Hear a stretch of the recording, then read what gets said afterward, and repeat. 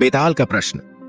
इतना कहकर बेताल क्षण भर के लिए रुका और विक्रमादित्य की ओर देखते हुए गंभीर स्वर में पूछा, हे राजा, बताओ इस पूरी घटना में सबसे बड़ा दोषी कौन था? राजा जिसने अपनी पत्नी पर अविश्वास किया, या वे मंत्री जिन्होंने झूठी अफवाहों को हवा दी? राजा विक्रमादित्य थोड़ी देर तक गहन विचार में पड़ गए। उनके मन में विभिन्न तर्क उठने लगे। राजा धैर्य सिंह न्यायप्रिय थे, किंतु उन्होंने रानी सुमति की परीक्षा लेकर उनके प्रेम और निष्ठा को संदेह के दायरे में ला दिया था।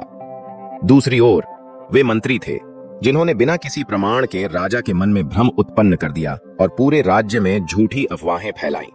कुछ क्षण विचार करने के पश्चात विक्रमादित्य ने आत्मविश्वास से उत्तर दिया, सबसे बड़ा दोषी वे मंत्री थे जिन्होंने बिना किसी प्रमाण के राजा को भ्रमित किया।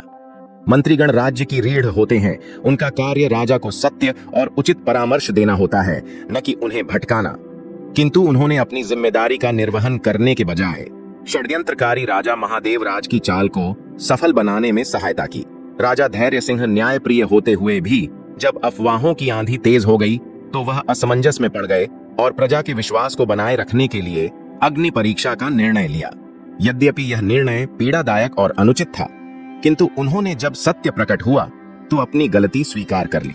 दूसरी ओर मंत्रीगण अपनी गलती को स्वीकारने के बजाय झूठ और षड्यंत्र को बढ़ावा देते रहे। जो व्यक्ति झूठी अफवाहें फैलाता है वह समाज में सबसे बड़ा अपराधी होता है, क्योंकि वह न केवल निर्दोषों को पीड़ा देता है बल्कि पूरे समाज को भ्रम और विघटन की ओर ले जाता है।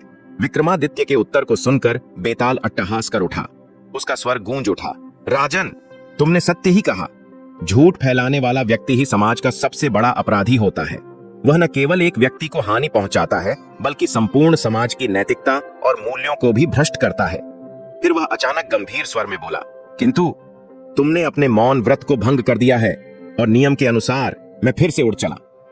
यह कहते ही बेताल हवा में विलीन हो गया और पुनः श्मशान की ओर उड़ गया। विक्रमादित्य ने एक गहरी सांस ली, किंतु वे तनिक भी विचलित नहीं हुए। वे अपने संकल्प से डिगने वाले नहीं थे। उन्होंने अपनी तलवार को कसकर पकड़ा और बिना समय गंवाए एक बार फिर बेताल को पकड़ने के लिए उसी मार्ग पर चल पड़े।